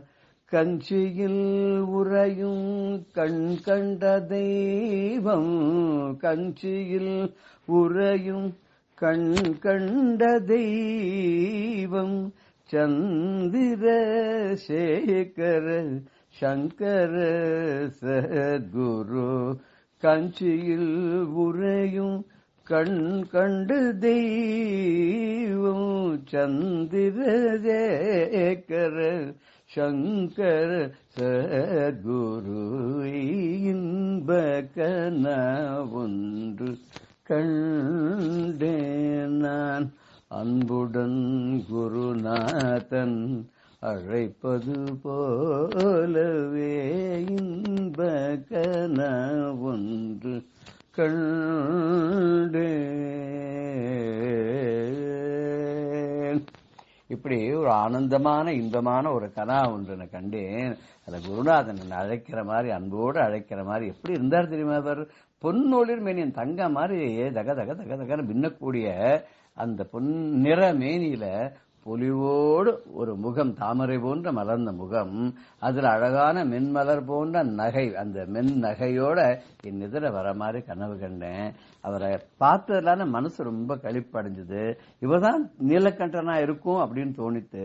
இந்த உலகமே புகழக்கூடிய அவதார புருஷன் இல்லையா, கையில தண்டமேந்து தயவோடு என் முன்னாடி தோன்றினது எப்படி ஒரு ஆனந்தமான ஒரு பரவசமான நிலைக்கு என்ன அழைத்து சென்றது இல்லையா? அப்படி ஒரு கனவு நான் கண்டேன். கனவுல என்ன சொன்னார் தெரியுமா? அவர் அஞ்சேல், பயப்படாத, நான் இருக்கேன் அப்படின்னு அபய கரம் காமிச்சார். உனக்கு நான் தஞ்சம், நீ எனக்கு தளரவே வேண்டாம், உனக்கு நல்ல காரியங்களை, சத்காரியங்களை, சத்சங்கத்துல ஈடுபட்டு நன்னா பண்ணிட்டே இரு அப்படின்னு சொன்னார். யார் அவர்? காஞ்சிமா நகரில் காமக்கோட்டு பீட்டத்தில் கண்கண்ட தெய்வமாக உரைகின்ற நம்முடைய மகாபெரிவாளான சந்திரசேகரேந்திர சரஸ்வதி சங்கராச்சாரிய சுவாமிகள் தான். இதை தவிர வேற யார் இருக்க முடியும்? அப்பேற்பட்ட மகாபெரிவாளுடைய வாழ்க்கையிலிருந்து இன்னைக்கு நம்ம பார்க்க போற நிகழ்ச்சி என்னன்னாக்க, ஒரு சமயம் பெரியவா ஆந்திரால முகாமிட்டு இருந்தார். அங்க பக்கத்து ஊரு அது இது எல்லா இடத்துலயுமே கொஞ்சம் ஆந்திரால சில சமயத்துல வறட்சி இருக்கும், சில சமயம் மழை கொட்டும் ஜூன் மாசத்துக்கு மேல. அப்படி மக்கள் தவித்து கொண்டிருக்கா. இது பெரியவாளுக்கு தெரியும். பெரியவா அதுக்கு ஜபம்லாம் பண்ணிட்டு இருக்கா, தபஸ் எல்லாம் பண்ணிட்டு இருக்கா. பக்கத்துல ஒரு கிராமத்துல பெரியவா முகாமிட்டு இருக்கா. தினம் பெரியவா என்ன பண்ணுவான்னா, அங்க ஒரு குட்டை ஒண்ணு இருக்கும், அங்க மொத்தம்தான் தண்ணி இருக்கும். அந்த தண்ணி ஒரே உப்பு தண்ணியா இருக்கும். அதனால பெரியவா அந்த குளத்துக்கு நடந்தே போய் ஸ்நானம் பண்ணிட்டு அந்த உப்பு தண்ணிலேயே அனுஷ்டானங்கள்லாம் பண்ணிட்டு அப்படியே வந்துட்டு இருப்பா. கொஞ்ச நாள் ஆச்சு, பெரியவா அங்கேருந்து அடுத்த கிராமத்துக்கு மாத்தி போயிட்டா முகாம். அது கொஞ்சம் தள்ளி, ஒரு 5-6 மைல் தள்ளி இருக்கும். அங்க அந்த ஊர்ல முகாமிட்டு அங்க கொஞ்ச நாள் இருந்து அங்க தபசு பூஜை எல்லாம் நடத்திருந்துக்கா. அப்போ ஒரு நாள் திடீர்னு நிறைய ஜனங்கள் மாட்டு வண்டியில அரிசி எண்ணெய், கரிகாய் எண்ணெய், பருப்பு எண்ணெய், எண்ணெய் எல்லாம் எடுத்துட்டு அப்படி ஒரு 20-25 மாட்டு வண்டியில எல்லாரும் வந்தா. கல கல கல கல கல கல கல கலன்னு வண்டி சத்தத்தோட வரபோது எல்லாருக்கும் ஆச்சரியம் தாங்கல. எங்கடா போறான்னு பார்த்தா எல்லாரும் பெரியவா முகாமிட்டு இருந்த இடத்துக்கே வந்தா. சாரியா அத்தனை சாமானிய பெரியவா முன்னாடி இறக்கிவிட்டு எல்லாரும் விழுந்து நமஸ்காரம் பண்ணி பெரியவாட்ட சொன்னா, பெரியவாடைய கருணையினால எங்க கிராமத்துல நீங்க இருந்து பூஜை புனஸ்காரங்கள்லாம் பண்ணி அனுஷ்டானங்கள்லாம் பண்ணி எங்க ஊர்ல அந்த ஒரே ஊர் அந்த சின்ன குட்டை, அதுவும் உப்பு தண்ணி, அதை தான் இத்தனை நாளா நாங்க உபயோகப்படுத்திட்டு இருக்கோம். அதுல பெரியவா ஸ்நானம் பண்ணி அதுல அனுஷ்டானங்கள் பண்ணிட்டு வந்ததுக்கு அப்புறம் அந்த ஜலம் இப்போ இளநீர் மாதிரி ஆயிடுத்து, தெளிஞ்சு போயிடுத்து. குட்டையும் நன்னா ஃபுல்லா அதை ஊத்து எடுத்து நன்னா அது வந்துடுத்து. தண்ணி அருமையா இருக்கு, சாப்பிட சாப்பிட இனிமையா இருக்கு. இது பெரியவா எங்களுக்கு செஞ்ச பெரிய ஒரு உபகாரம். இது இன்னைக்கே மறக்க முடியாது. எல்லாரும் காலில் விழுந்து நமஸ்காரம் பண்ணாலாம். பெரியவா இதுக்கு முன்னாடியே என்ன பண்ணிட்டா தெரியுமோ, இந்த மாதிரி வரப்போறது அப்படிங்கிறது இவாள் யாருக்குமே தெரியாது. இது வரத்துக்கு முன்னாடியே காத்தால கூப்பிட்டு, இன்னைக்கு நீங்க என்ன பண்ண போறீங்க அப்படின்னு கேட்டாக்க, 200 பேருக்கு சமைக்கணும், 200 பேருக்கு சமையல் பண்ணி நீங்க மடத்துல போஜனம் பண்ணி வைக்கணும் எல்லாருக்கும், அதுக்கு எல்லாம் தயார் பண்ணுங்க அப்படின்னு காத்தால சொல்லிவிட்டா. ஆனா அன்னைக்கு யாரும் வரல. இந்த ஊர் ஜனங்கள் கொண்டு சாமான்லாம் கொடுத்தாள், அவெல்லாம் கொண்டுதான் கொடுத்தா, நமஸ்காரம் பண்ணா போயிட்டா. அது அடுத்த நாள்ல இருந்து வர சாமான், ஏற்கனவே இருக்கிற சாமான வச்சு 200 பேருக்கு சமையல் பண்ணியாச்சு. 200 பேருக்கு சமையல் பண்ணி வச்சுட்டு யாருமே சாப்பிடறதுக்கு இல்லாத மடத்துல இருக்கிற 10 பேர் மத்திரம் சாப்பிட்டாலும் மிச்சத்தை என்ன பண்றது? எல்லாரும் ஆவாவா என்னடா பண்றதுன்னு கன்னத்துல கை வச்சுன்னு உட்கார்ந்து இருக்கும்போது திடீர்னு 2 பெரிய பஸ் வந்துதான். அந்த 2 பெரிய பஸ்லயும் வடநாட்டுல இருந்து வந்த யாத்திரிகள் எல்லாம் குபு குபு குபு குபுன்னு இறங்கி பக்கத்து ஊருக்கு வந்தோம். அப்படியே வந்துட்டு இந்த பக்கம் வந்தோம். எங்களுக்கு சாப்பாட்டுக்கெல்லாம் இங்க எங்கேயும் வழி இல்ல. அப்பதான் ஒருத்தர் சொன்னார், இங்க பக்கத்துல சுவாமிஜி இருக்கார், அங்க போனா எப்ப போனாலும் சாப்பாடு கிடைக்கும் அப்படின்னு சொன்னா. உடனே நாங்க நேரா இங்க வந்துட்டோம்னாலாம். வந்தோடனே எல்லாரும் கைய காலெல்லாம் அலமிண்டு வந்தா. உட்கார்ந்து பெரியவா என்ன பண்ணா, முன்னாடியே இதுக்கு இதை தெரிஞ்சுட்டே ஏற்பாடு பண்ண மாதிரி எல்லாம் பண்ணியிருந்தா இல்லையா. அந்த 200 பேருக்கும் பெரியவா மடத்துல காத்தாலேயே சொல்லி ஏற்பாடு பண்ணியிருந்த அந்த சாப்பாட்டை எல்லாருக்கும் ஜாம் ஜாம்னு போட்டு பந்தி போஜனம் அமக்களமா நடந்து அன்னதான பிரபுவாக பெரியவா அங்கிருந்து அத்தனை பேருக்கு சாப்பாடு போட்டு விட்டுட்டு அத்தனை வயிறும் குளிர வச்சு நிரம்ப வச்சு அத்தனை மனம் சந்தோஷம் அடைய வச்சு பெரியவா தனக்குன்னு எதுவும் வச்சுக்க மாட்டா இல்லையா? அப்படி பண்ணி நானா ஓஹோன்னு வந்தவா எல்லாரும் அருமையான அந்த மடத்தை சாப்பாட்டை வடை பாயசத்தோட சாப்பிட்டுட்டு சந்தோஷமா பெரியவா கிட்ட நமஸ்காரம் பண்ணி பிரசாதத்தையும் வாங்கிட்டு போனாலாம். யாருக்கு பெரியவா எப்படி அருள் பண்ணுவா அப்படிங்கிறது யாருக்கு தெரியும்? அவர் ஒரு புராண புருஷன், அவர் பரமேஸ்வரன். அவர் என்ன பண்ணுவாருங்கிறது எல்லாம் 64 திருவிளையாடல்கள் பண்ண அந்த பரமேஸ்வரன் இப்படி பரமாச்சாரியால அவதாரம் பண்ணிருக்கிற போது அவர் பண்ற லீலைகள்லாம் யாருக்கு புரியும்? இன்னும் பல லீலைகள்லாம் நம்ம தொடர்ந்து பார்க்க இருக்கிறோம். ஜெய ஜெயசங்கர ஹர ஹர சங்கர். ஸ்ரீ குருபியோ நம. ராம் ராம். பெரியவா சரணம். இந்நிகழ்ச்சியின் அடுத்த பகுதி நாளை மாலை இதே நேரத்தில் ஒளிபரப்பாகும். பெரியவா சரணம். பெரியவா சரணம். அடுத்த நிகழ்ச்சி மகா பெரியவா மகிமை உபன்யாசம். வழங்குபவர் பிரம்மஸ்ரீ கணேச சர்மா அவர்கள். அபார கருணா சிந்தும் ஞானதம் சாந்தரூபிணம் ஸ்ரீ சந்திரசேகர குரும் பிரணமாமி முதான்வகம். 1963 வருஷம் காஞ்சி மகாபிரபு மகாபெரிவா திருடமருதூர்ல ஆச்சாரிய பாதுக பிரதிஷ்டை பண்ணிவிட்டு அங்க 108 ஷால்வேனால ஆச்சாரிய பாதத்துக்கு அர்ச்சனை பண்ணி அதை 108 வேத வித்வான்களுக்கு பண்டிதர்களுக்கெல்லாம் பிரசாதமா கொடுத்துட்டு அந்த யாத்திரையெல்லாம் முடிச்சுட்டு கும்பகோணம் வந்தா. 1963 வருஷம் டிசம்பர் மாசம் கும்பகோணத்துல ஒரு வேதபாஷ்ய காலேஜ் ஆரம்பிக்கப்பட்டது, வேதபாஷ்ய கல்லூரி. அதை இனாகிரேட் பண்றதுக்காக, அதை ஆரம்பிக்கிறதுக்காக பெரியவா வந்தா. இந்த வேதபாஷ்ய காலேஜ் எப்படி வந்தது அப்படின்னா, அதுக்கு ஒரு பெரிய சுவாரஸ்யமான பின்னணியில ஒரு கதை. கும்பகோணத்துல வேதம், வேத பாஷ்யம், இந்த சாஸ்திரங்கள்லாம் யாரு வளர்த்தா, அது வளர்றதுக்கு யாரு முக்கிய காரணமா இருந்தா அப்படின்னு பார்த்தாக்க இந்த நிகழ்ச்சியை சொல்ல போறேன். இதை கேட்டு உங்களுக்கு கடைசியில எல்லாருக்குமே ஒரு பெரிய ஆச்சரியமா இருக்கும். இது ஆச்சரியப்பட்டு மட்டும் பிரயோஜனம் இல்லை, இது நமக்கு ஒரு ஊக்கமா இருக்கணும். எப்படி சின்சியரா நம்ம ஒரு காரியத்துல பணியில ஈடுபடுறதே இருக்கணும் அப்படிங்கிறதுக்கு இதெல்லாம் ஒரு முன்னுதாரணமா இருக்க போறது. இதுக்கு முக்கிய காரணமா இருந்தவர் டாக்டர் லக்ஷ்மிகாந்த சர்மா அப்படிங்கிற ஒரு பக்தர். பரம வைதிகர், நித்திய அக்னிஹோத்திரம் எல்லாம் பண்ணியிருந்தவர். கும்பகோணத்துல ராஜா வேத பாடசாலை அப்படின்னு இருக்கு, அதை நிர்வாகம் எல்லாம் பண்ணியிருந்தார். இதெல்லாம் பிற்காலத்துல, அப்போ 1961 63 வருஷம் வரைக்கும் கும்பகோணத்துல ஒரு சப் ஜட்ஜ் இருந்தார். இந்த கோர்ட்ல டிஸ்ட்ரிக்ட் ஜட்ஜு, சப் ஜட்ஜு அதெல்லாம் இருப்பா இல்லையா, அதுல ஒரு சப் ஜட்ஜ் இருந்தார்.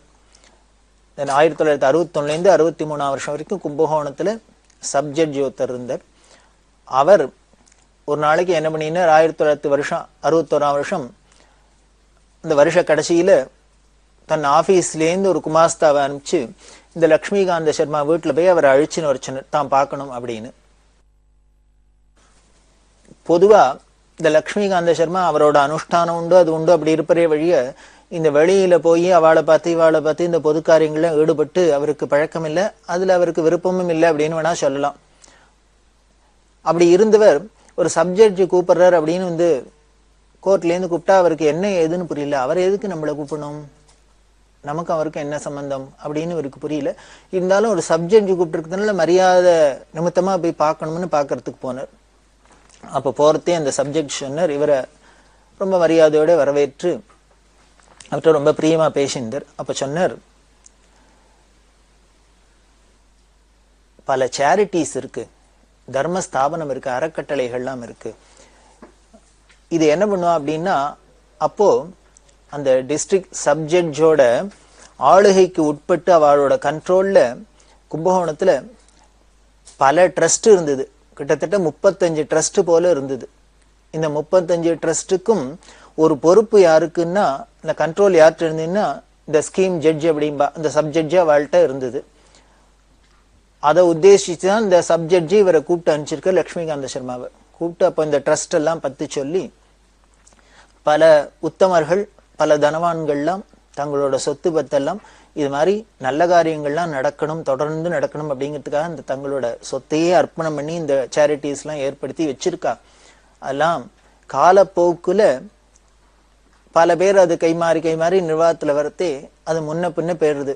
என்ன உத்தேசத்துக்காக அந்த மூல புருஷர்கள் ஒரு அறக்கட்டளை ஆரம்பிச்சு தங்களோட அர்ப்பணத்தெல்லாம் சொத்தெல்லாம் அர்ப்பணம் பண்ணி இதெல்லாம் நன்னா நடக்கணும்னு நினைச்சாலோ காலப்போக்குல பார்த்தீங்கன்னா அவளோட அந்த எண்ணத்துக்கு சம்பந்தமில்லாத பல காரியங்கள் நடந்துட்டு இருக்கும். இதெல்லாம் விவரமா சொல்லி அப்படி பண்றது ரொம்ப தோஷம், பாப்போம். ஏன்னா பின்னால வர சந்ததிகளை நம்பிதான் அவ தங்களோட சொத்தெல்லாம் அர்ப்பணம் பண்ணிட்டு இந்த தர்மம் நடக்கணும்ட்டு போயிருக்கா. அதை நாம அவளோட உத்தேசத்துக்கு விரோதமா ஏதானும் பண்ணினோம்னா பெரிய பாபத்துக்கு ஆளாகணும். இது யாரா இருந்தாலும் சரி, அதுக்கு நேர்முகமாவோ மறைமுகமாவோ யாரு அதுல சம்பந்தப்பட்டிருந்தாலும் எல்லாருக்கும் உண்டு. நான் ஒரு சப்ஜெக்ட் என்ன, நான் தான் இதுக்கு பெரிய கண்ட்ரோலரா இருக்கிறதுனால எனக்கு இதெல்லாம் பார்த்தா மனசுக்கு வருத்தமா இருந்தது. அதனால இதெல்லாம் சரி பண்ணணும்னு ஒரு பிளான் வச்சுட்டு இருக்கேன். அதுல உங்களை பத்தி கேள்விப்பட்டேன். அதனால நீங்களும் இதுல எனக்கு கைங்கரியம் பண்ணணும், என்னோட ஹெல்ப் பண்ணணும், உங்களை ஈடுபடுத்திக்கணும் அப்படிலாம் சொல்லிட்டு இப்படி 35 ட்ரஸ்ட்டுக்கு மேல அங்க இருந்தா கூட அதுல 2 ட்ரஸ்ட் ரொம்ப பெரிய ட்ரஸ்ட். அதாவது பெரிய ட்ரஸ்ட்னா நிறைய ஐஸ்வர்யங்கள்லாம் இருந்தது. அதுல ஒன்னும் அப்பா குட்டி ஐயர் சேரிட்டிஸ் அப்படின்னு ஒண்ணு, கோவிந்தகுடி அப்பா குட்டி ஐயர் சேரிட்டிஸ் அப்படின்னு ஒண்ணு இருந்தது. இன்னொன்னு கல்யாணராமையர் சேரிட்டிஸ் அப்படின்னு 2. இது 2 தான் நிறைய மூலதனத்தோட இருந்தது. அதனால முதல்ல இது 2ஐயும் கான்சன்ட்ரேட் பண்ணணுங்கிறதுக்காக அந்த சப்ஜெக்ட் சொன்னர் லட்சுமிகாந்த சர்மட்ட, முதல்ல இந்த அப்பா குட்டி ஐயர் சேரிட்டிஸை எடுத்துப்போம். அவர் என்ன பர்பஸ்க்காக இந்த ட்ரஸ்ட்டை ஆரம்பிச்சு அதுக்கு இந்த ஐஸ்வர்யம் எல்லாம் கொடுத்துருக்காரோ அதுபடி நடக்கல. இப்போ அது நடக்கவே இல்லை. நீங்க ஒண்ணு பண்ணணும், இது ட்ரஸ்டியா இருந்து இந்த ட்ரஸ்ட் நன்னா நடக்கிறாப்புல பண்ணணும். அது எதுக்கு அப்படின்னா வேத பாஷ்ய அபிவிருத்திக்காக அந்த ட்ரஸ்ட் அமைக்கப்பட்டிருக்கு. நீங்க முதல்ல வேத அபிவிருத்திக்கு முதல்ல பண்ணுங்க. இந்த பாடசாலை நன்னா நடந்தா தேவையில்லை, ஒண்ணுமே நடக்காத இருக்கு. நீங்க அதுக்கு நிர்வாக பொறுப்பை ஏத்துக்கணும். நீங்க ஒரு ட்ரஸ்டியா இருந்து இதை நடத்தணும். அதுக்காக தான் உங்களை கூப்பிட்டேன். இதை எதிர்பார்க்கல லட்சுமிகாந்த சர்மா. அவர் உடனே சொன்னார், எனக்கு இது மாதிரி பொது காரியங்கள் ஈடுபட்டு பழக்கம் கிடையாது, எனக்கு அதுல ருச்சியும் கிடையாது. இதெல்லாம் ஈடுபட்டாக்க பல விதத்துல நல்ல பேரும் வரும் கெட்ட பேரும் வரும், எனக்கு அது பழக்கம் இல்லை, என்னை விட்டுடுங்கோ அப்படின்னார். என்னால இதை ஏத்துக்க முடியாது அப்படின்னு. இது லட்சுமிகாந்த சர்மா இப்படி ரிப்ளை பண்ணினோன்னு அந்த சப்ஜெக்ட் கொஞ்சம் கண்டிப்போட ஒரு கோபம்னு சொல்லலாம், அன்பு கலந்த கோபத்தோட சொன்னார், உங்களை மாதிரி மனுஷாலாம் என்ன பண்ணுவேள், இப்படிதான் ஏதாவது ஒரு நல்ல காரியத்துக்கு கூப்பிட்டா அதுல கான்ட்ரிபியூட் பண்ண மாட்டேள், கைங்கரியம் பண்ண மாட்டேள். ஆனா அதுல ஏதாவது தப்பு நடந்ததுன்னா குறை சொல்றதுக்கு மட்டும் வருவேள் எல்லாரும் அப்படின்லாம் கோச்சிண்டர். இவர் லட்சுமிகாந்த சர்மா பார்த்தாரு, இது என்ன வம்பா போச்சு, நம்ம பாட்டுக்கு வீட்டுல சிவனேன்னு இருக்கிறவாளை, நம்ம உண்டு நம்ம வேலை உண்டுன்னு இருக்கிறவாளை கூப்பிட்டு இவர் ஏதோ பல பேர் ட்ரஸ்ட் இருக்கு, அதுல நீ கைங்கரியம் பண்ணலன்னாக்க குறை மட்டும் சொல்வேள், கைங்கரியம் பண்ண வரமாட்டேன்னு கேட்கிறாரு அப்படின்னு அவருக்கு வருத்தமாவும் இருந்தது. ஏன் இவர் இப்படி நம்மள போய் உலகத்துல கும்பகோணத்துல எத்தனையோ பேர் இருக்காளே அவள்லாம் கூப்பிட்டு கேட்டிருக்கலாமே, இவரையும் கூப்பிட்டு கேட்டார். அவருக்கு மனசுல இப்படி தாபம் வரத்தே உடனே அந்த ஜட்ஜே சொன்னார், ஒன்னே ஒண்ணு வச்சுங்கோ, இத்தனை பேர் இருக்கிற ஊர்ல உங்களை கூப்பிட்டு நான் இதை சொல்றேன்னா இது ஏதோ இறைவனோட ஆணைன்னு வச்சுங்கோ. அந்த தூண்டுதல்னால என்னமோ உங்களை கூப்பிட்டு சொல்லணும்னு இறைவன் எனக்கு கொடுத்த ஆக்ஞையா நீங்க வச்சுக்கணும். அதனால நான் உங்களை கூப்பிட்டு கேட்கிறேன், நீங்க இதுல சேர்றதும் பணி செய்யாதும் உங்களோட விருப்பம், அது வேற விஷயம். ஆனால் நீங்க இதுல சேர்ந்து கைங்கரியம் பண்ணலைன்னால் அதனால வர பாபம் உங்களை சேரும் அப்படின்னு. தட் மீன்ஸ் அந்த ட்ரஸ்ட் வேற ஏதானு நடக்க செயல்படலைன்னாலும் சரி, அதுல ஏதான் தப்பு நடந்தாலும் உங்களை சேரும் அப்படின்னு. இதை பார்த்தாரு சர்மா, அவருக்கு ரொம்ப ஷாக்கா போயிடுத்து. இது வம்பா போச்சு, நாம பாட்டுக்கு வீட்டுல இருந்து அவளை கூப்பிட்டுட்டு நீ கைங்கரியம் பண்ணணும், பண்ணலைன்னா உனக்கு பாபம் வரும்லாம் வேற ஒரு பயமுறுத்துறாரு அப்படின்னு. என்ன பண்றதுன்னு தெரியல, ரொம்ப குழம்பி போயிட்டார். உடனே என்ன சொன்னார், எனக்கு இது மாதிரிலாம் சொன்னா என்ன பண்றதுன்னு தெரியல, இன்னைக்கு ஒரு நாள் டைம் கொடுங்கோ, நான் யோஜனை பண்ணிட்டு சொல்றேன் அப்படின்னு. ஏன்னா பாபம் எல்லாம் பயமுறுத்துனா பயம் தானே இருக்கும் யாருக்கும் அப்படின்ட்டு வீட்டுக்கு வந்துட்டு அவரும் சொன்னார், தாராளமா டைம் எடுத்துங்க, யோஜனை பண்ணி நல்ல முடிவா சொல்லுங்க அப்படின்னு வீட்டுக்கு அனுப்பிச்சுட்டார். இவர் வீட்டுக்கு வந்தார். வீட்டுக்கு வந்த லட்சுமிகாந்த சர்மாக்கு என்ன பண்றதுன்னு புரியல. அதனால ஒரே குழப்பம், யோஜனை பண்ணி எல்லாத்துக்கும் ஒரே தீர்வு, ஒரே புகலிடம் பெரியவாதான். அதனால பெரியவாளுக்கு இந்த விஷயத்தை தெரிவிப்போம், பெரியவா என்ன சொல்றாளோ அதுபடி நாம நடக்கலாம் அப்படிங்கிற தீர்மானத்துல என்ன பண்ண, பெரியவா இப்ப இளையாத்தங்குடிங்கிற இடத்துல இருந்தா. மடத்து மேனேஜருக்கு ஃபோன் பண்ணினார். ஃபோன் பண்ணி கும்போணத்துல மாதிரி சேரிட்டிஸ்ல, அப்பா குட்டி சேரிட்டிஸ்ல என்ன இருக்கு சொல்ற, ட்ரஸ்டியா இருந்து கைங்கரியம் பண்ண சொல்றார். அப்படி நான் பண்ணலைன்னா அது சரியா நடக்காத பாவம் என்னை வந்து சேரலாம் சொல்றேன். அதே மாதிரி இந்த சப்ஜெக்டை பத்தி சொல்லி அவர் சொல்ற, எனக்கு அதை ஏத்துக்கிறதா ஏத்துக்க வேண்டாமான்னு புரியல, ஏத்துக்கிறது சரியா ஏத்துக்காத இருக்கிறது சரியான்னு புரியல, எனக்கு குழப்பமா இருக்கு, பெரியவா காதுல போடுங்க, பெரியவா என்ன உத்தரவு பண்றாளோ அதுபடி நடக்கிறேன் அப்படின்னு சொல்லி அனுப்பிச்சார். உடனே அவர் மடத்து மேனேஜர்னு சொன்னார், நானே பெரியவாள்கிட்ட கேட்டுட்டு திருப்பி அவனுக்கு ஃபோன் பண்ணி சொல்றேன் அப்படின்னு. ஒரு 4 மணி நேரம் கழிச்சு பெரியவாள்கிட்ட சொல்லி அவர் திருப்பி பதில் சொன்னார். என்னன்னா, பெரியவாளுக்கு ரொம்ப சந்தோஷம், உடனே ஏத்துக்க சொல்லுன்னு உத்தரவு ஆயிடுத்துன்னு. இப்படி பெரியவா சொல்லிட்டான்னு லட்சுமிகாந்த சர்மாவுக்கு ஒரு தைரியம் வந்துடுத்து. எப்போ பெரியவாளே குரு ஆக்ஞம் வந்துடுத்தோ அது தானே சரியாதான் இருக்கும், நல்லா நடக்கும் அப்படிங்கிறது. உடனே 2 நாள் கழிச்சு இந்த சப்ஜெக்ட் போய் சொன்னேன், நான் தயாரா இருக்கேன், சேர்ந்து அதுல பணி செய்யறேன், எங்க குருட்டேந்து உத்தரவு வந்துருத்து அப்படின்னா. உடனே ஜட்ஜுக்கும் ரொம்ப சந்தோஷம், நீங்க ட்ரஸ்டியா இருக்கணும், அந்த ட்ரஸ்ட்டுக்கு 3 பேரை ட்ரஸ்டியா நியமிச்சர், நீங்க வேத சம்பந்தமான வேத அபிவிருத்தியெல்லாம் நீங்க பார்த்துக்க வேண்டியது, மற்றபடி அந்த அட்மினிஸ்ட்ரேஷன் அப்படின்னு சொல்லக்கூடிய நிர்வாகத்தெல்லாம் அந்த 2 ட்ரஸ்டீஸும் பார்த்துப்பா அப்படின்னு சொன்னா. இப்ப லட்சுமிகாந்த சர்மாவுக்கு ஒரு கவலை வந்துடுத்து. 3 பேர் ட்ரஸ்டீஸா இருக்கா, அதுல 2 பேர் அட்மினிஸ்ட்ரேஷன் சைட பார்த்துப்பா, இவர் ஒருத்தர் மட்டும் வேத அபிவிருத்திக்கான ஸ்கீம் என்னன்னோ என்ன காரியங்கள் பண்ணுமோ அதை இவர் பார்த்துக்கணும் அப்படிங்கிற. ஆனா இவர் ஒரு ஸ்கீம் போட்டு இத்த பண்ணும் அத்த பண்ணும்னு சொன்னா அந்த 2 பேரும் ஒத்துக்கணுமே, அந்த நிர்வாகத்துல இருக்கிறவா 2 பேரும் சேர்ந்துன்னு ஒத்துண்டு அதுக்கு உண்டான காசு பணங்கள்லாம் ரிலீஸ் பண்ணாதான் இவரால் காரியங்களை செயல்படுத்த முடியும். பொதுவாவே இது மாதிரி சமயங்கள்ல கருத்து வேறுபாடெல்லாம் வரலாம், அதனால காரியங்கள் பண்ண முடியாத நின்னெல்லாம் போகலாம். இதெல்லாம் ஜட்ஜிட்ட சொன்னார். அவா 2 பேரும் சேர்ந்து நான் நினைச்சபடி பண்ண முடியாது, ஏதானு அதுக்கு தடை பண்ணினா நான் என்ன பண்றது அப்படின்னு. அதுக்கு ஜட்ஜி சிரிச்சுனே சொன்ன, எல்லாம் கவலைப்பட வேண்டாம், நீங்க இந்த வேத அபிவிருத்திக்காக நல்லத விஷயங்கள் எதை சொன்னாலும் அதை செயல்படுறதுக்கு அவளால ஒரு தடையும் வராது, அதுக்கு நான் கேரண்டி கொடுக்குறேன், நான் பார்த்துக்கிறேன் இந்த விஷயத்த, அதை பத்தி நீங்க கவலைப்படாதீங்க, என்ன பண்ணுவோம் பண்றதுக்கு ஆரம்பிங்க அப்படின்னு. ஒரு ட்ரஸ்ட் இருந்து அதுல மூலதனமும் இருந்து பாடசாலையே நடக்காத இருந்த இடத்துல இந்த லட்சுமிகாந்த சர்மா என்ன பண்ணினார், ஒரு 7 வயசுலேருந்து 10 வயசுக்குள்ள இருக்கிற குழந்தைகள்லாம் தேர்ந்தெடுத்து ஒரு 70 பேரை சேர்த்து பாடசாலையை ஆரம்பிச்சுட்டு, பெரிய ஒரு வேத பாடசாலை ஆரம்பிச்சு கொடுத்து அப்பா குட்டியர் சேரிட்டிஸ்ல. யோஜனை பண்ணி பாருங்க, ஒண்ணுமே இல்லாத ஃபங்க்ஷனே ஆகாத இருந்த ஒரு பாடசாலையில 70 பேருக்கு மேல சேர்ந்து வந்திருக்கா அப்படின்னா, இதெல்லாம் எதுக்கு குறிப்பிட்டு சொல்றது அப்படின்னா, ஏதோ ஒரு திவ்ய சங்கல்பம். அந்த ஜட்ஜு சொன்னாரோ இல்லையோ, உங்களை நான் கூப்பிட்டு இதை பண்ண சொல்றேன்னா அதுக்கு ஏதோ இறைவனோட ஆணை அப்படின்னு நினைச்சுங்க அப்படின்னு சொன்னாலும் அது சத்தியம் அப்படிங்கிறாப்புல தெரியறது. ஆரம்பிச்சு நடந்தது, இப்படி இந்த பாடசாலை நடந்துட்டு இருக்கு. அப்படி இருக்கிறதே இதுக்கப்புறம் இந்த ஜட்ஜுக்கும் லட்சுமிகாந்த சர்மாக்கும் ஒரு அந்யோன்யம் வந்துடுத்து, ஒருத்தருக்குள்ள இந்த உறவு பலப்பட்டு போயிடுத்து. அப்பப்போ அடிக்கடி சந்திக்கிறது இது மாதிரிலாம் நடந்துருந்தது. அப்படி ஒரு நாளைக்கு பேசிட்டு இருக்கிறதே அந்த சப்ஜெக்ட் சொன்னார், இப்ப பாடசாலை நீங்க நடத்துறேன், வேதம்லாம் சொல்லி கொடுக்குறீள் உங்க மதத்துல உங்க குழந்தைகளுக்கு, இந்த வேதத்துக்கெல்லாம் அர்த்தம் தெரியுமா அவளுக்கு, இந்த அர்த்தத்தெல்லாம் புரிஞ்சுக்கிறதுக்கு உங்களுக்கு ஏதானும் உங்க சாஸ்திரத்துல ஏதானும் சிஸ்டம் இருக்கா, இதை தெரிஞ்சுக்கிறதுக்கு என்ன பண்ணிருக்கு அப்படின்னு. அதுக்கு அந்த ஜட்ஜு சொன்னார், இப்போ ஒரு குறிப்பா ஒரு உதாரணத்துக்கு ஒரு இஸ்லாம் மதத்தை எடுத்துட்டாக்க, அந்த இஸ்லாம் மதத்துக்கு என்ன பண்றான்னா குரான் சொல்லி தரத்தையே அதோட அர்த்தத்தை எல்லாமும் சொல்லித்தரா. அது ஒரு வேற ஒரு லாங்குவேஜ்ல இருக்கு, அரபிக் லாங்குவேஜ்ல இருக்கு. அதுல இருக்கிறது எல்லாரும் உலகத்துல இருக்க எல்லாரும் அந்த மதத்தை சேர்ந்துவா தெரிஞ்சுக்கணும் அப்படின்னா அவளோட லாங்குவேஜ்ல மொழியில அதுக்கு அர்த்தத்தெல்லாம் சொல்லணும். அது பாஷ்யம் அப்படிம்போம் நம்ம சனாதன மதத்துல. இப்ப வேதம் அப்படின்னா வேதத்துக்கு அர்த்தத்தை சொல்றது பாஷ்யம். வித்யாரண்யர் அப்படிங்கிற பெரிய மகான் அவர் பண்ணியிருக்கார் சாயன பாஷ்யம் அப்படின்னு. அதுதான் இந்த சப்ஜெக்ட் கேட்டார். அதனால இந்த வேதத்தை சொல்லி தெரியல, அதுக்கு அர்த்தத்தை தெரிஞ்சுனா அதோட பெருமை முழுக்க தெரியும். அதனால இந்த வேத அர்த்தத்தை சொல்லி தரத்துக்கு நீங்க என்ன பண்ணிருக்கீங்க, அது வரைக்கும் வேத பாஷ்யத்துக்குன்னு ஏதோ அவ தனியா படிச்சிருந்திருப்பாளே வழி ஒரு காலேஜோ ஒரு இன்ஸ்டிடியூஷன் மாதிரி ஒரு பாடசாலை மாதிரி பெருசா வச்சுன்னு பண்ணல இல்லைன்னு சொன்னார். அந்த ஜட்ஜே என்ன பண்ணினார், மாயவரத்துக்கு பக்கத்துல நீடூர்னு இருக்கு, அந்த நீடூர்ல அரபிக் காலேஜ்னு ஒண்ணு இருக்கு. அதுல அந்த இஸ்லாம் மதத்துல அவளோட குரானுக்கு அர்த்தம் செலுத்துறது எல்லாம் நடக்கிறது. இதை அழிச்சுன்னு போய் காமிச்சார்.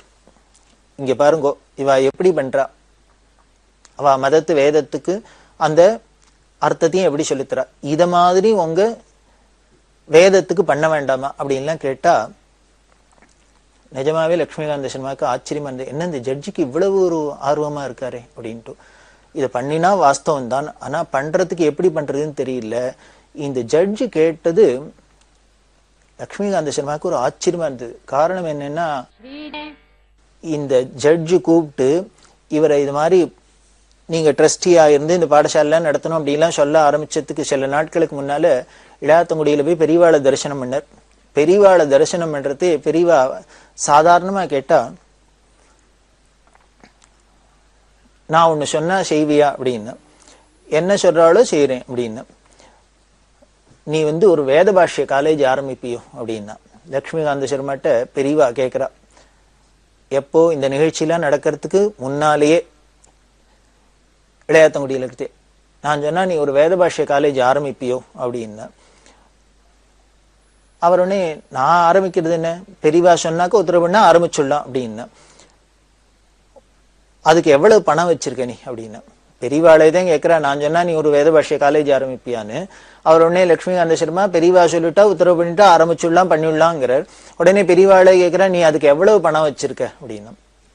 அவர் சொன்னார், எனக்கு தெரியாது, பணம் என்கிட்ட இல்ல, இப்போ இருந்தா கூட பெரியவா ஒண்ணு வேத பாஷ்ய காலேஜ் பண்ணணும்னு ஆசைப்பட்டு அதுக்கு உத்தரவு பண்ணிட்டாள்னா, அனுகிரகம் பண்ணிட்டாள்னா, நான் எங்கேயானும் போய் சம்பாதிச்சுன்னு யார்ட்டையானும் கேட்டு யாச்சகம் பண்ணி இந்த காலேஜ் ஆரம்பிச்சு நடத்திவிடலாம், வேத பாஷ்ய காலேஜ் அப்படின்னு சொல்லி இருக்கா.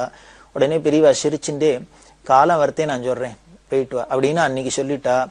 இப்போ இந்த சப்ஜெக்ட் இத கேட்டோன்னு உங்களுக்கு வேதார்த்தம் சொல்லி தரத்துக்கு நீங்க என்ன ஏற்பாடு பண்ணிருக்கீங்க, அதுக்கு என்ன பண்ணிருக்கீங்கன்னு கேட்டோன்னு பெரியவா அப்ப சொன்னது ஞாபகம் வந்தது.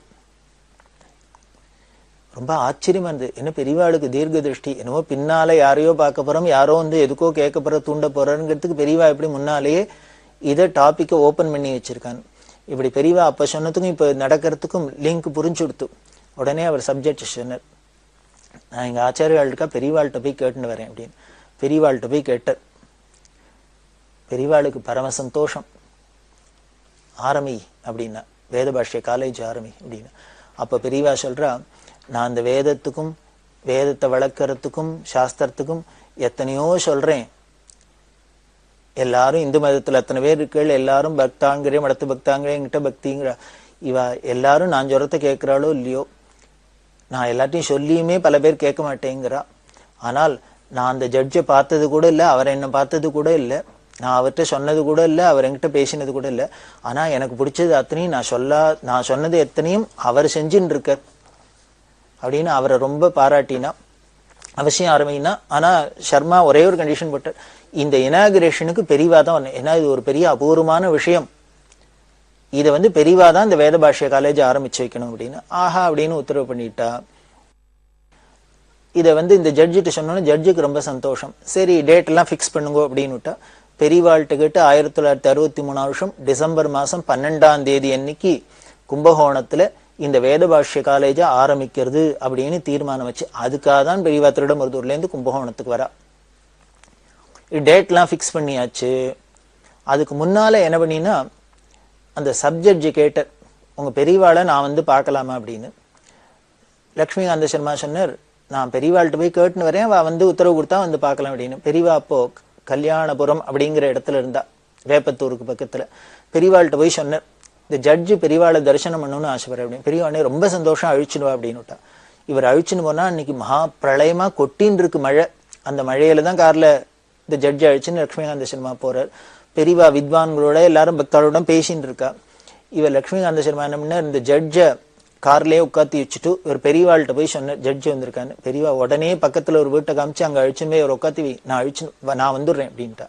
இவர் அங்க போய் உட்காத்தி வைக்க பெரியவா மழையில நினைஞ்சுன்னு குடுகுடுன்னு தானே வந்துட்டா. அந்த ஜட்ஜை பாக்குறா முதல்ல. அவர் கையை கும்பிட்டு நின்றுட்டே இருந்தார்.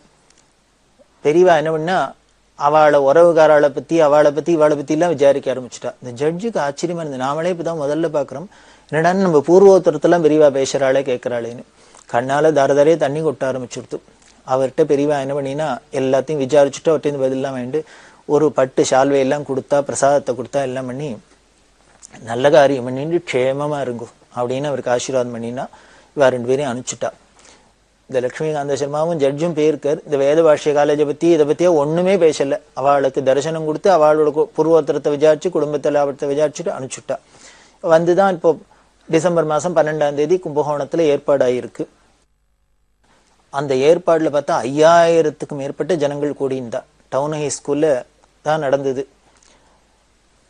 அந்த ஜட்ஜு வந்திருக்கார், அந்த சப்ஜட்ஜு, அவருக்கு மேல ஜட்ஜு இருப்பளவு டிஸ்ட்ரிக்ட் ஜட்ஜு அவர் நரசிம்மன் அப்படின்னு அவ எல்லாரும் வந்திருக்கா. பெரியவாளும் வந்துட்டா. 5000 பேர் கூடியிருக்கா.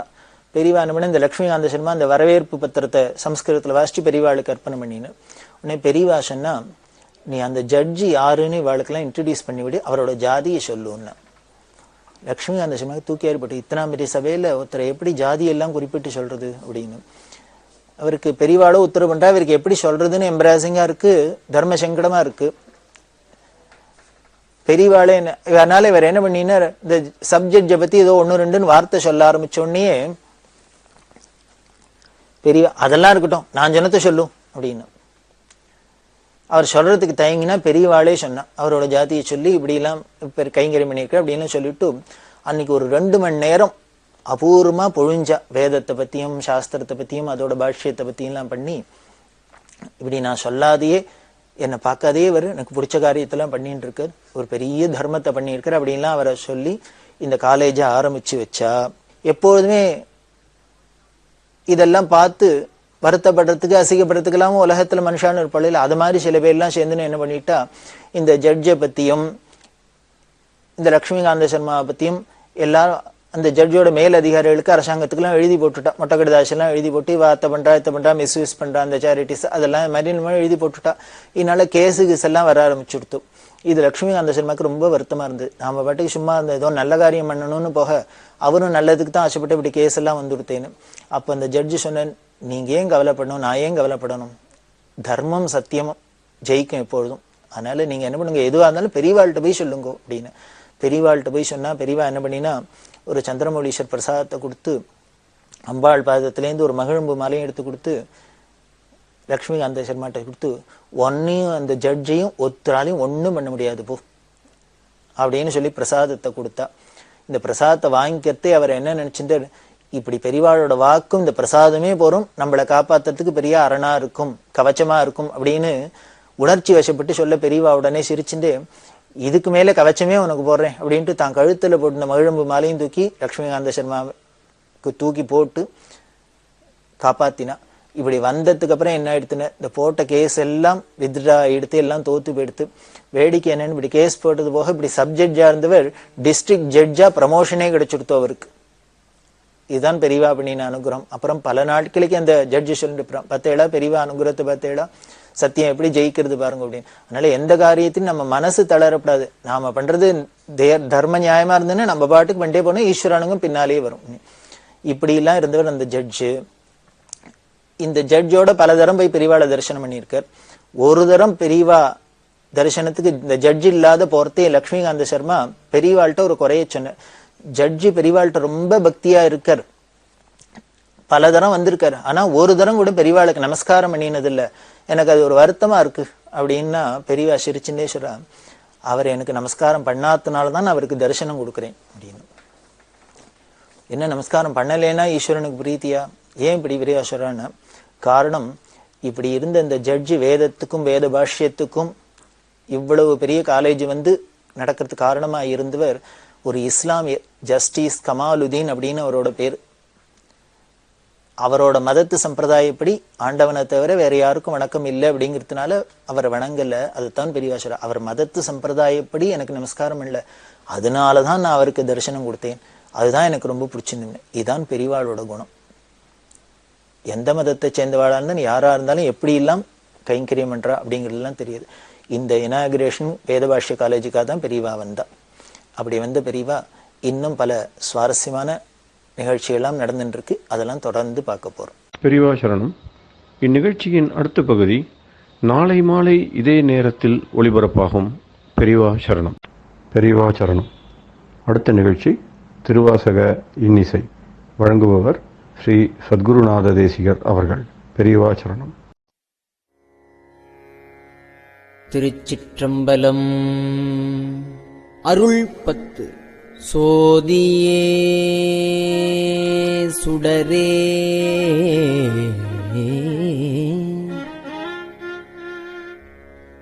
சூழ் ஒளிவிளக்கே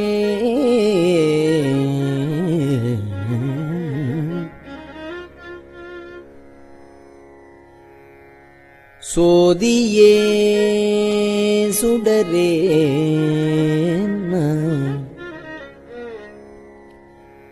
சூழ் ஒளிவிளக்கே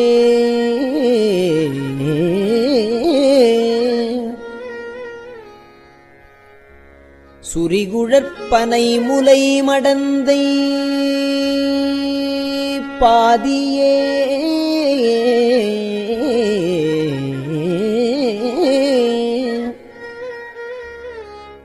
பரனே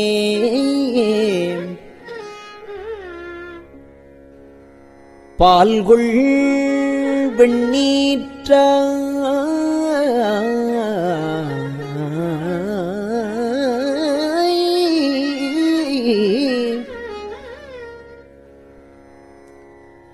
பங்கயத்து அயனும் மால் அறியா நீதியே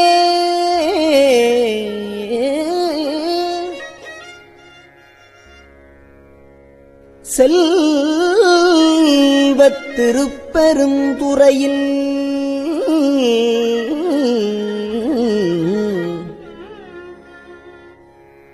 நிறைமலர்க்குருந்தம் மேவிய சீர் ஆதியே அடியேன் ஆதரித்து அழைத்தால் அதந்துவே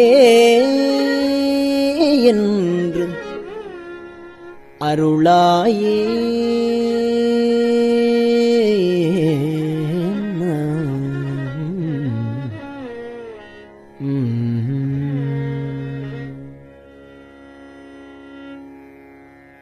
நிறுத்தனே நிமலா நீற்றனே நெற்றிக் கண்ணனே விண்ணுளோர் பீரானே ஒருத்தனே உன்னை ஓலமிட்டு அலறி உலகலாம் தேடியும் காணே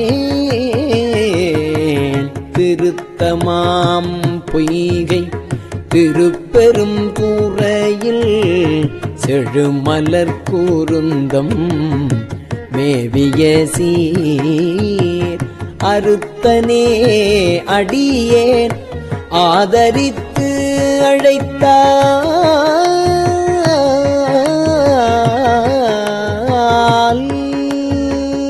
அறுத்தனே அடியேன் ஆதரித்து அழைத்தால் அதந்துவே என்று அருளாயே.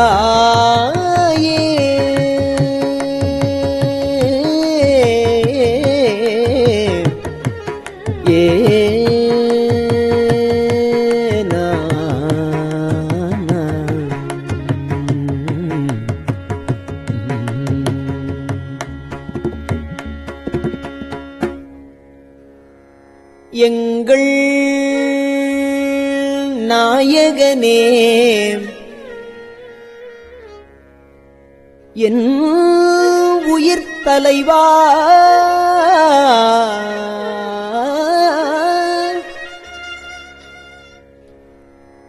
ஏலவார் குழலிமார் இருவர் தங்கள் நாயகனே தக்க நற்காமன் தனது உடல் தழல் எழ விழித்த செங்கண் நாயகனே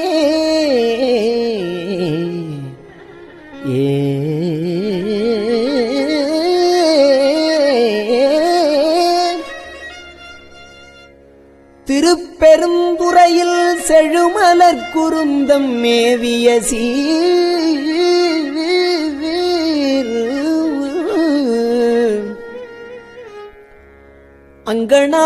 அங்கனாடியேல் ஆதரித்து அழைத்தால்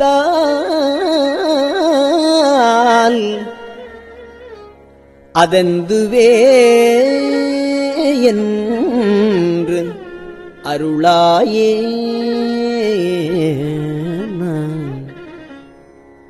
கமலனான் முகனும் கார்முகில் நிறத்து கண்ணனும் நண்ணுதற்கு அரிய விமலனே எமக்கு வெளிப்படாய் என்ன வியந்தழல் வெளிப்பட்ட எந்தாய் திமில நான் மறை சேர் திருப்பெரும் கூரையில் செழுமலர் கூருந்தம் மேவிய சீர் அமலனே அடியேன் ஆதரித்து அழைத்தால் அமலனே அடியேன் ஆதரித்து அழைத்தால் அதந்துவே என்று அருளாயே. அமலனே அடியேன் ஆதரித்து அழைத்தால் அதந்துவே என்று அருளாயே.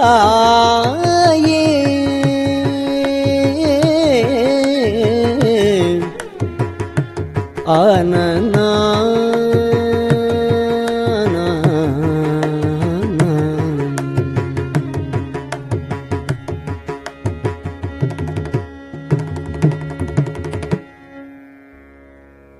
துடிகொள் நேரிடையாள் சுரிகுழல் மடந்தை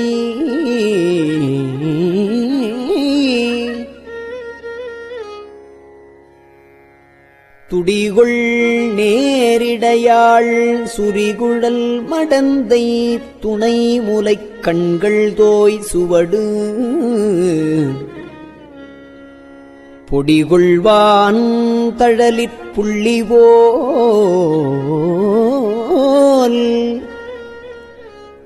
இரண்டு பொங்கு ஒளி தங்கு மார்பினனே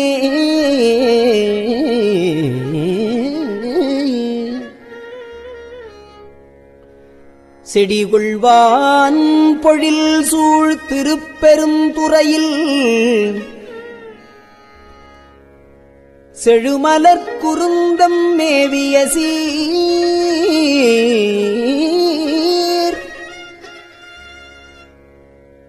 அடிகளே அடியேன் ஆதரித்து அழைத்தால் அதெந்துவே என்று அருளாயே.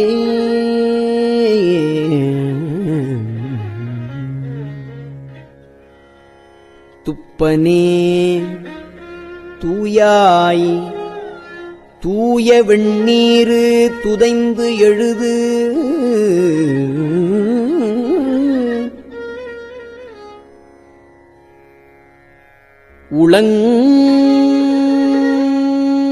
உளங்கொளி வயிரத்து ஒப்பனே உன்னை உள்குவார் மனத்தின் உருசுவை அளிக்கும் ஆரமுதே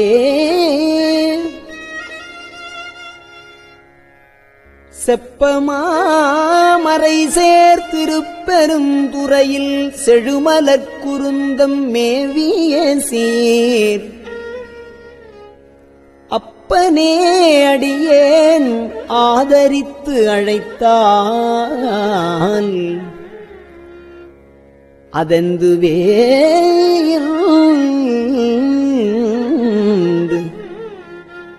அருளாயே.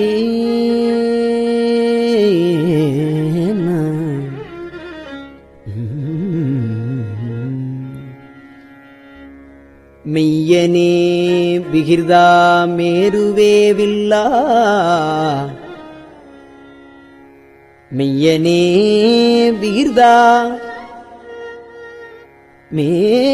மேருவேவில்லா மேவலரு புறங்கள் மூன்று எரித்த கையனே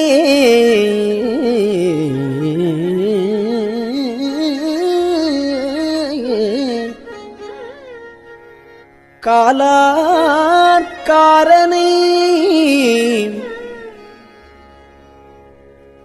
காலால் காலனை காய்ந்த கடும் தளர்ப்பிழம்பன்ன மேனி செய்யனே செல்வத் திருப்பெருந்துறையில் செழுமலர் குருந்தமே வியசீர் ஐயனே அடியேன் ஆதரித்து அழைத்தான்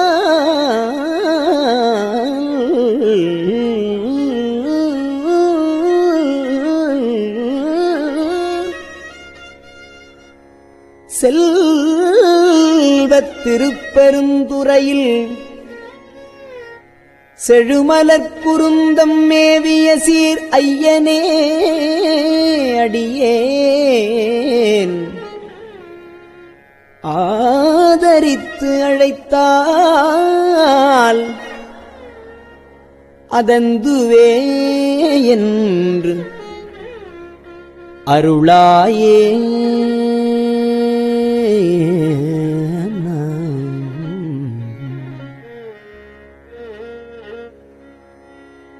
முத்தனே முதல்வா முக்கண்ணா முனிவா முட்டு அறாமலர் பறித்து இறைஞ்சி முத்தனே முதல்வா முக்கண்ணா முனிவா முட்டராமலர் பறித்து இறைஞ்சி பத்தியாய் நினைந்து பரவுவார் தமக்கு பத்தியாய் நினைந்து பரவுவார் தமக்கு பரகதி கொடுத்து அருள் செய்யும் சித்தனே செல்வ திருப்பெருந்துறையில்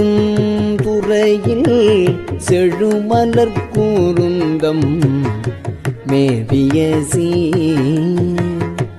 அத்தனே அடியேன் ஆதரித்து அழைத்தால் அதந்துவே என்று அருளாயே.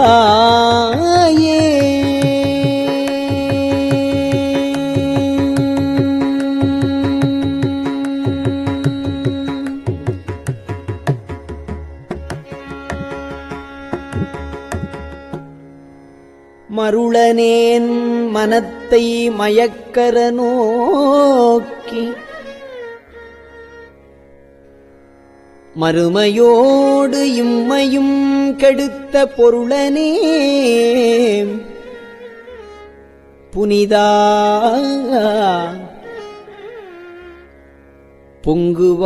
பொங்குவாள் அரவம் கங்கை நீர் தங்கு செஞ்சடையாய் தெருளு நான் மறை சேர்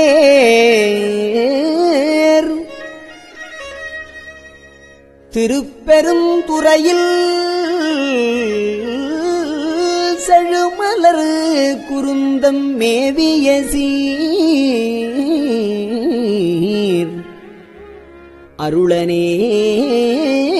அருளனேடியேன் ஆதரித்து அழைத்தால் அதந்துவே என்று அருளாயே.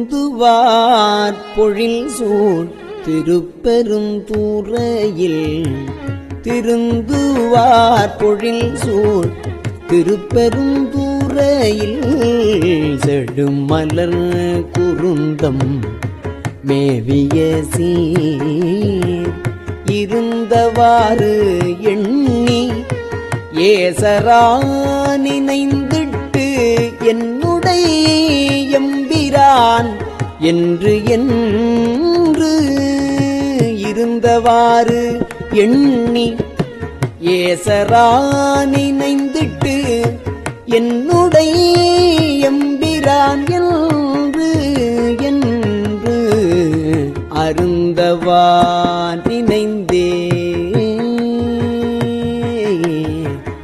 அருந்தவா நினைந்தே ஆதரித்து அழைத்தால் அலைகடல் அதனுளே நின்று அருந்தவா நினைந்தே ஆதரித்து அழைத்தால் அலைகடல் அதனுளே நின்று பொருந்தவா கையிலை புகுநெறி இது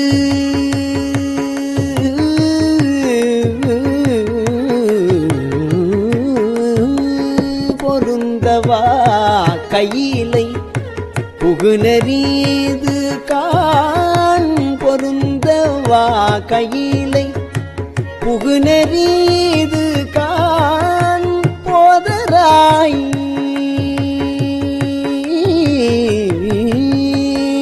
பொருந்தவா கையிலை புகுநெறிது கான் போதராய் என்று அருளாயே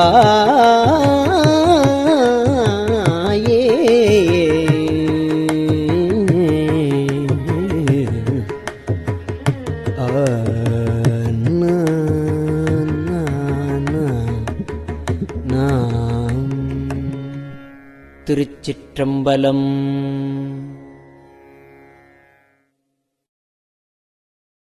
பெரியவா சரணம். இந்நிகழ்ச்சியின் அடுத்த பகுதி நாளை மாலை இதே நேரத்தில் ஒளிபரப்பாகும். பெரியவா சரணம். பெரியவா சரணம். பெரியவா வானொலியின் இன்றைய நிகழ்ச்சிகளின் நிறைவாக திருப்பொன்னூசல் வழங்குபவர் சத்குருநாத தேசிகர் அவர்கள். பெரியவா சரணம். திருச்சிற்றம்பலம். திருப்பொன்னூசல். ஆணோ அலியோ அறிவையோ என்று இருவர் காணா கடவுள் கருணையினால் தேவர்குழாம் நாணாமே உய்ய ஆட்கொண்டு அருளி நஞ்சுதனை ஊனாக உண்டருளும் உத்தரகோசமங்கை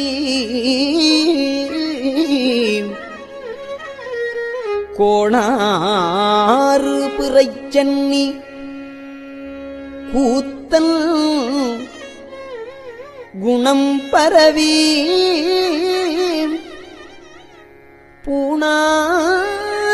பூணாறு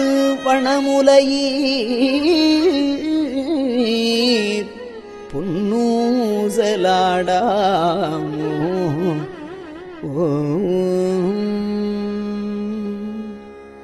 திருச்சிற்றம்பலம்.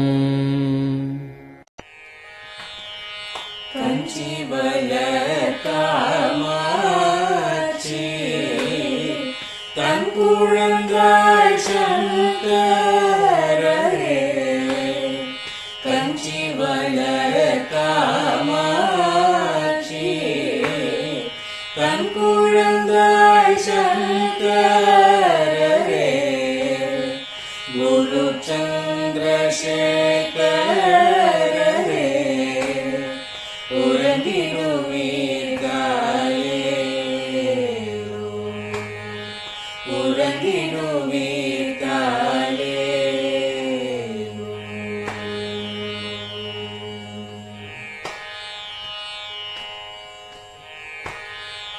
ஆதிகுரு சங்கரராய் அன்றொரு நாள் வந்தவரே அறுபத்து எட்டாகும் ஈட்டபதி காலேரும் ஏழுலகும் பூப்பவர் கரப்பவரே எல்லோர்க்கும் அருள்பவரே உறங்கிடுவீர்காலே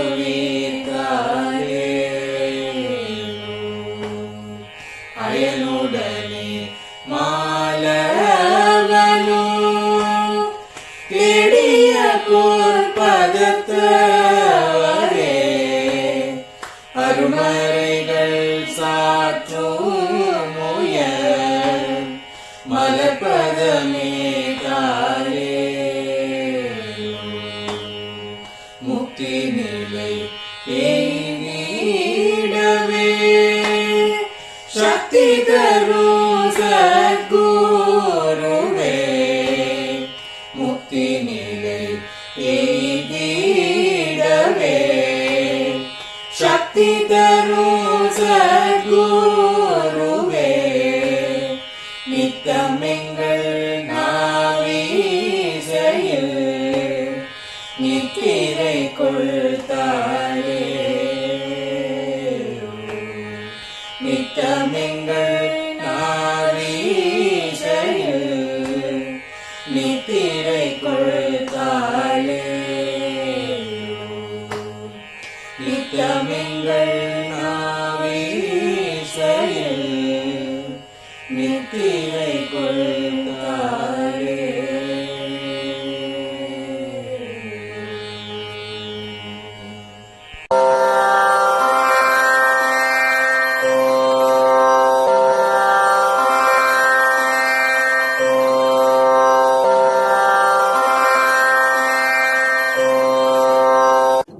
பெரியவா சரணம். பெரியவா வானொலியின் மாலை நிகழ்ச்சிகள் இத்துடன் நிறைவடைகின்றன. எமது அடுத்த ஒளிபரப்பு நாளை காலை இந்திய நேரப்படி 6 மணிக்கு துவங்கும். பெரியவா சரணம்.